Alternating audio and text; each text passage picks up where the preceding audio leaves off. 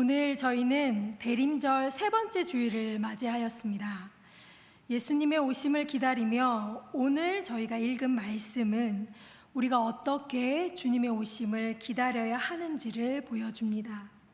먼저 구약 성서의 말씀은 하나님이 오실 때에 일어나는 아름답고 밝은 내용을 우리에게 보여줍니다. 광야와 메마른 땅이 기뻐하고 사막이 백합화처럼 피어 즐거워합니다. 사막에서 꽃이 무성하게 피어납니다. 이 땅의 그 어느 풍성한 숲보다도 더 울창하고 영화롭습니다.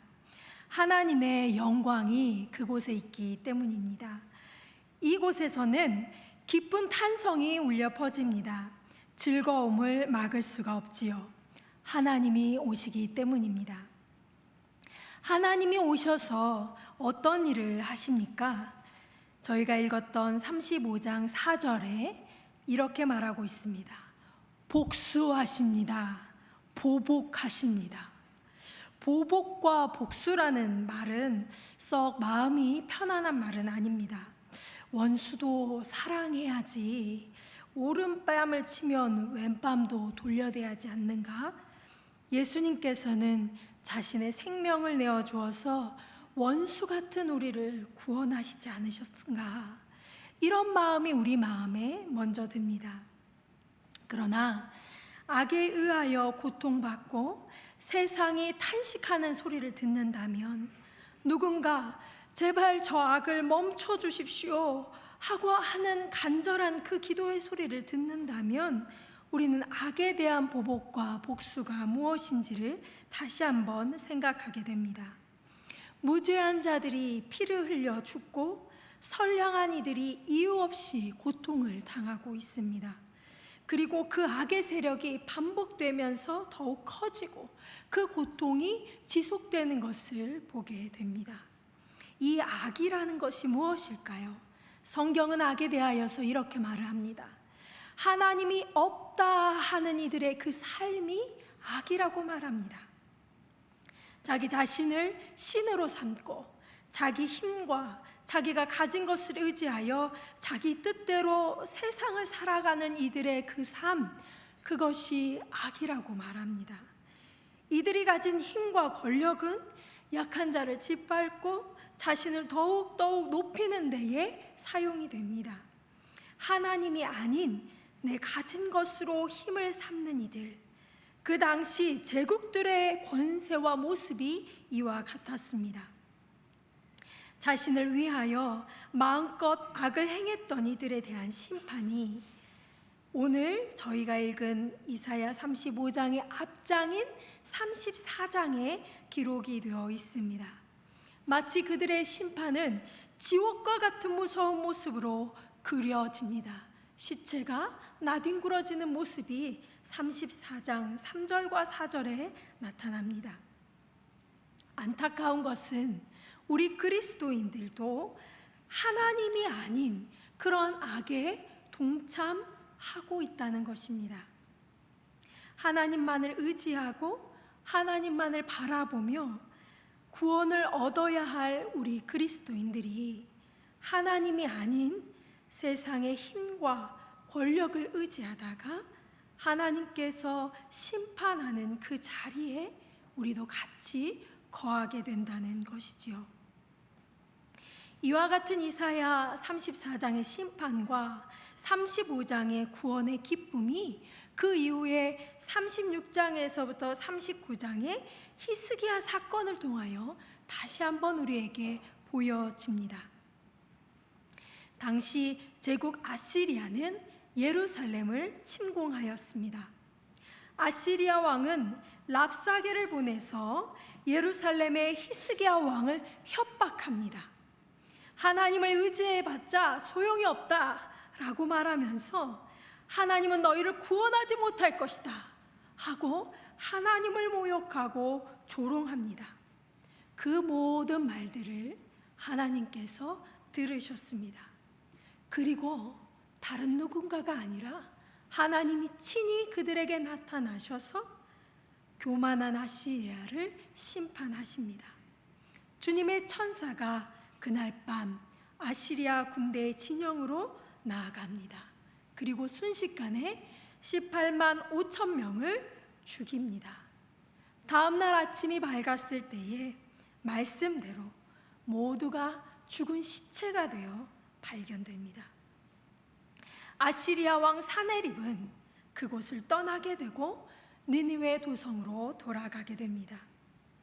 하지만 그가 자기 신 니스록의 신전에서 예배하고 있을 때 자신의 두 아들에 의하여 처참하게 죽임을 당하게 됩니다.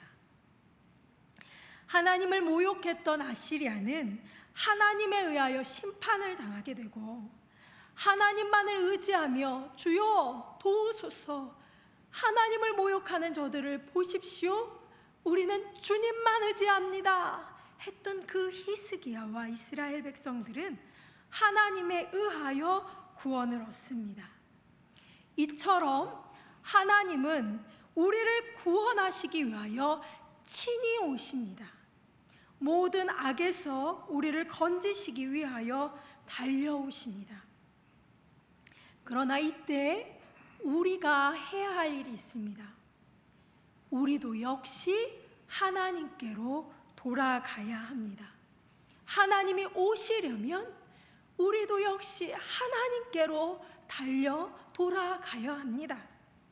하나님 없이 살았던 시간들을 회개하고 하나님으로 살겠다고 고백해야 합니다. 세상의 힘과 권력과 부와 명예, 내 자신, 내 감정, 내 기쁨, 나의 소유로 살려고 했던 그 무언가, 나의 자신을 의지했던 그 무언가를 다 주님 앞에 내려놓아야 합니다. 오직 하나님만을 의지하며 살겠다고 고백해야 합니다. 하나님과 함께 사는 것이 진정한 행복이고 진정한 생명임을 고백하며 나아가야 합니다. 심판받는 자리에서 구원받는 자리로 옮겨가야 되는 거지요. 사망에서 생명으로 우리가 옮겨가야 합니다. 오늘 읽었던 야고보서 5장 7절에서 10절 말씀은 그렇게 하나님만을 의지하고 바라보고 나아가는 길이 생각처럼 쉽지만은 않다는 것을 우리에게 보여줍니다. 5장 7절 야고보서 말씀입니다. 형제자매 여러분, 주님께서 오실 때까지 참고 견디십시오. 참고 견디라고 말하고 있습니다. 5장 9절의 말씀입니다. 참으십시오. 마음을 굳게 하십시오. 주님께서 오실 때가 가깝습니다. 이후에도 계속적으로 참고 견딤, 인내에 대한 말씀을 계속 반복합니다. 하나님을 바라보는 것이 쉽다면, 그냥 즐겁기만 하다면 이렇게 참고 견디라고 말하지 않았을 겁니다. 하나님만 바라보는 것이 생각보다 쉽지 않고 고난이 있기 때문에 이러한 인내를 우리에게 요구하는 것입니다. 농부가 이른 비와 늦은 비를 기다리듯이 하나님의 때와 하나님의 시간을 기다리라고 합니다. 하늘에서 비가 내리는 것은 나의 시간이 아닙니다. 하나님의 시간에 속해 있습니다.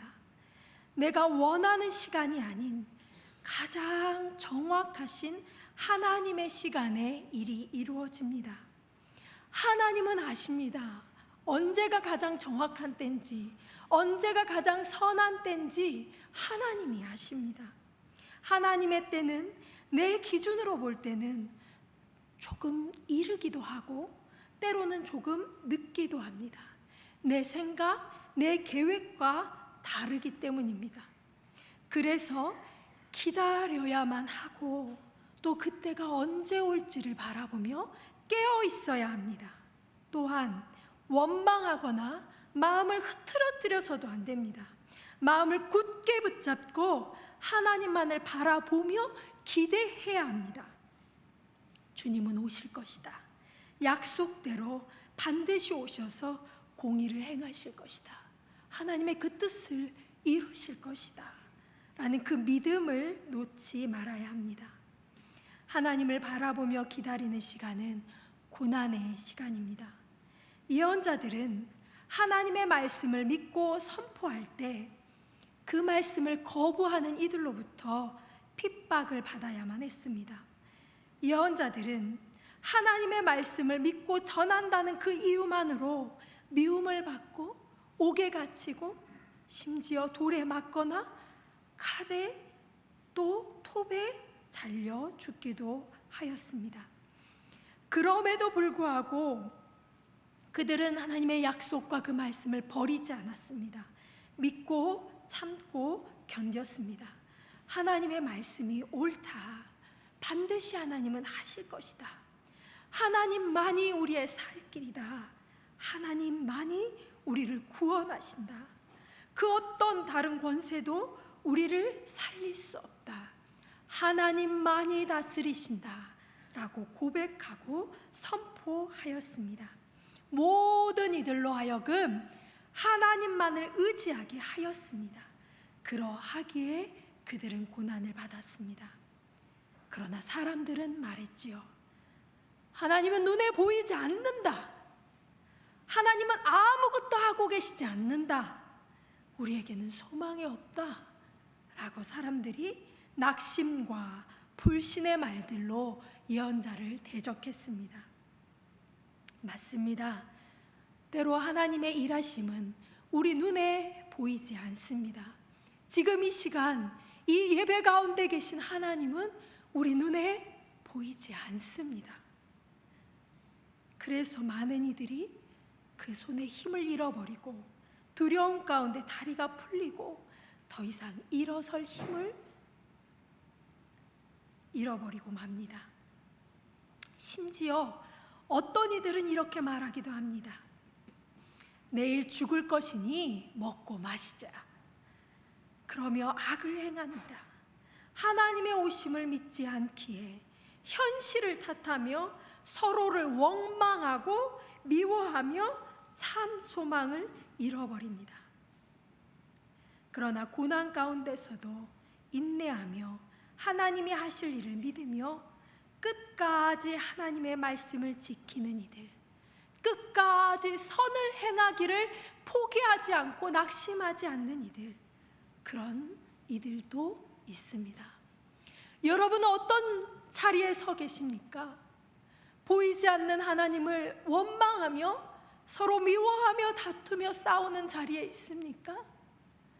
보이지 않는 하나님이시지만 믿음의 눈으로 바라보며 기대함을 놓치지 않는 그 믿음의 자리에, 구원의 자리에 서 계십니까? 주님의 이름으로 예언한 예언자들은 주님을 믿었기에 고난을 받을지언정 말씀대로 이루실 것을 끝까지 참고 기다렸습니다. 그들은 고난 가운데 죽었습니다. 죽었을지언정 그 하나님의 약속은, 말씀은 살아서 진정 성취되었습니다. 우리 주 예수 그리스도, 주님이 이 땅 가운데 오셔서 예언자들을 통해 전해졌던 수없이 많은 하나님의 말씀을 친히 이루셨습니다. 그리고 그 예언의 말씀은 예수님 때뿐 아니라 지금 이 시간에 우리의 삶의 자리에서 성취되고 이루어집니다.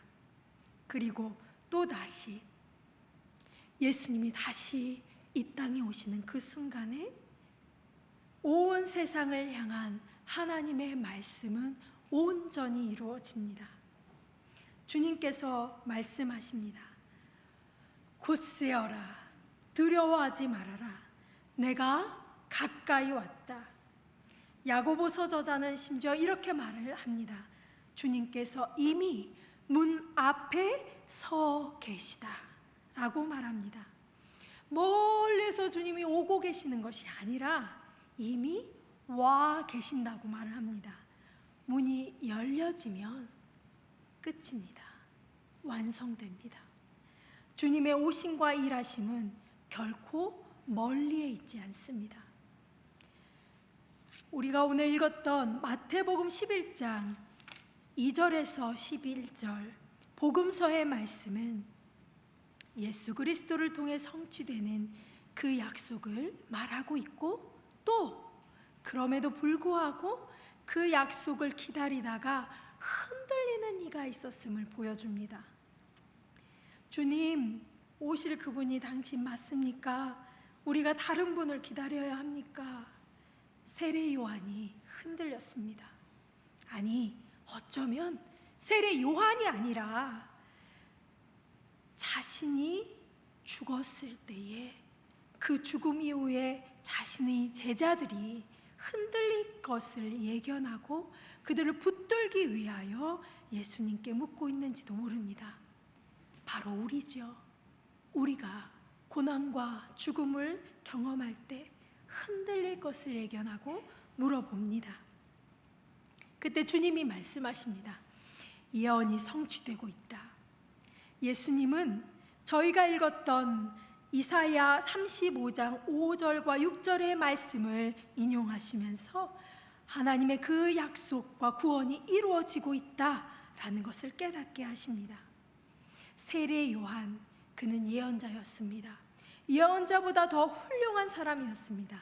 그는 바람에 흔들리는 갈대가 아니었습니다. 두려움 없이 사람들의 죄를 드러내고 회개하라 외치는 자였습니다. 세상의 권력과 부를 탐하며 호화로운 삶을 즐기는 사람도 아니었습니다. 그는 구원자 예수 그리스도의 오실 길을 준비하는 사람이었습니다. 광야에서 회개하여라, 하늘나라가 가까이 왔다 외치며 구원자 예수님의 오실 길을 준비하는 사람이었습니다.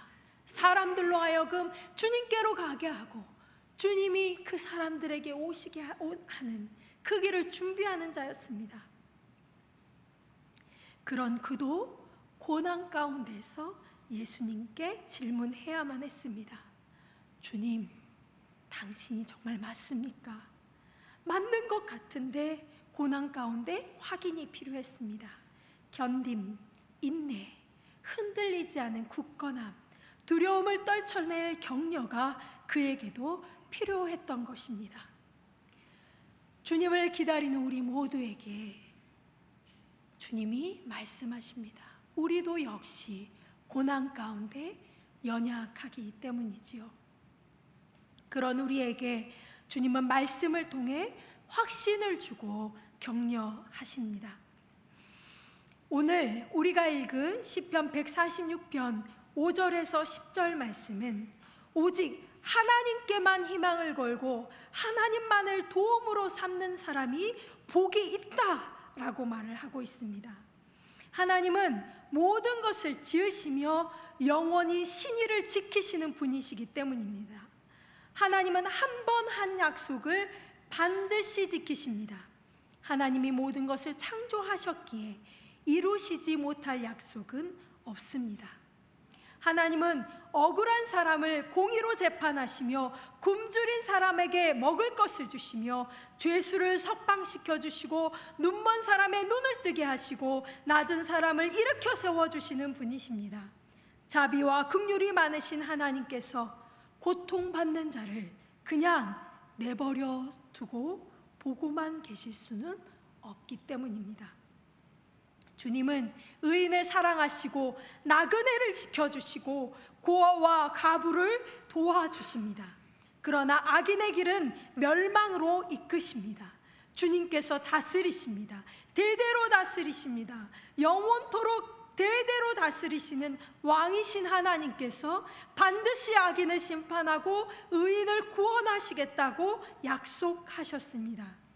이 약속의 말씀이 우리에게 주어졌기에 우리는 고난 가운데서도 연약한 손과 마음을 다시 굳세게 붙잡습니다. 기다림은 결코 쉽지 않습니다. 기다림은 믿음을 가진 자만이 할 수 있습니다. 하나님이 어떤 분이신지 아느니, 하나님이 어떤 분이신지를 믿는 그 사람만이 기다릴 수 있습니다. 환난과 고난 가운데서도 믿음을 갖고 견디어낼 수 있습니다. 그들은 반드시 하나님의 구원을 경험하게 될 것입니다. 그리고 그들이 경험하는 그 구원의 길은 그 어떤 악도 침범하지 못합니다. 이사야 35장 8절에서 9절 말씀은 이렇게 말합니다. 악한 사람은 그 길로 다닐 수 없고 어리석은 사람은 그 길에서 서성거리지도 못할 것이다. 거기에는 사자도 없고 사나운 짐승도 그리로 지나다니지 않을 것이다. 그 길에는 그런 짐승들은 없을 것이다. 주님의 길은, 구원의 길은 거룩한 길이요 하나님의 보호하심이 있는 길입니다. 하나님께서 지키십니다. 하나님이 구원하시고 그 누구도 회방할 수 없습니다. 이 구원의 길, 하나님이 오시는 그 길, 우리가 하나님께 돌아가는 그 길에 이곳에 계신 모든 분들이 함께하기를 원합니다. 주님께 돌아가며 기뻐 춤추고 즐거워하기를 원합니다. 모든 고통이 기쁨으로 변화되고 메마르고 황폐하였던 모든 것이 풍성하고 아름답게 회복되는 것을 보며 이곳에 계신 모든 분들이 즐겁게 소리치기를 원합니다. 할렐루야, 주님이 다스리십니다. 노래하기 원합니다. 주 예수 그리스도 구원하시는 주님의 그 은혜가 이곳에 계신 모든 분들에게 함께하기를 간절히 소망합니다. 다 같이 묵상 기도 드리겠습니다.